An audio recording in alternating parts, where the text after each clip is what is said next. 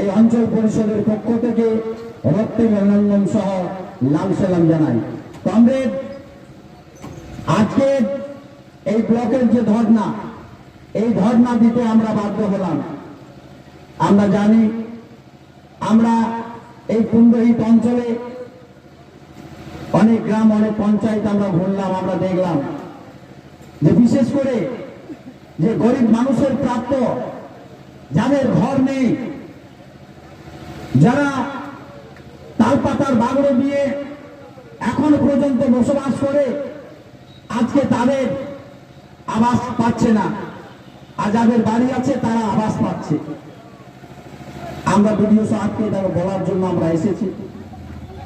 আমাদের কাছে ওরকম লিস্ট আছে। আমরা বলছি যে যার আবাস নেই, যে গরিব মানুষের আবাস হওয়া দরকার, আপনি তাকে চিহ্নিত করে দেন। আজকে এই ব্লকে আমরা দেখছি এত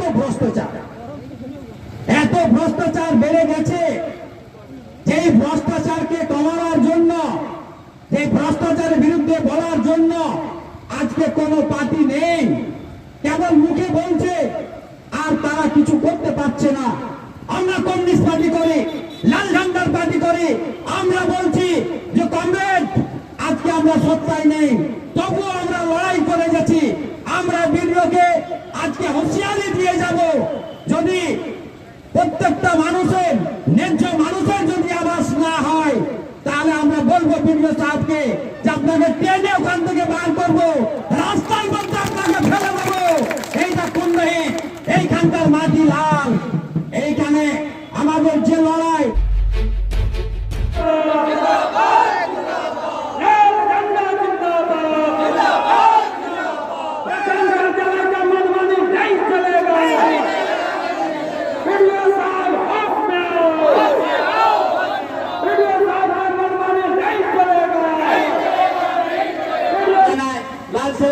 ধন্যবাদ আর জোহার। তবে আজকে আপনারা অনেক বক্তব্য শুনলেন। নিশ্চয় যতক্ষণ পর্যন্ত রাজনীতি চর্চা না হয় আপনারা জানবেন না। কেননা এখানে এই যে পশুপতি বক্তব্য রাখলে দেশে দুই ধারা রাজনীতি, কিন্তু এই দুই ধারা রাজনীতিতে সাধারণ খেটে খাওয়া মানুষ, যারা গ্রামে গঞ্জের মানুষ আছে, ছোট ছোট যারা আজকে ব্যবসায়ী, আমাদের কিষাণ মজদুর, তাদেরকে অন্ধকারে রেখেছে।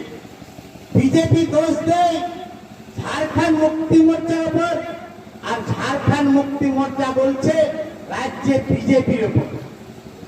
কিন্তু আজকে 24 বছর ঝাড়খণ্ড রাজ অলগ হলো, যে আশাতে আমরা ঝাড়খণ্ড রাজ আন্দোলনের রাজনীতি করেছিলাম আশা নিয়ে, আজকে তার সেই ঝাড়খণ্ড রাজের মান সব থেকে নিচে 24 বছরের মাথায় পৌঁছেছে।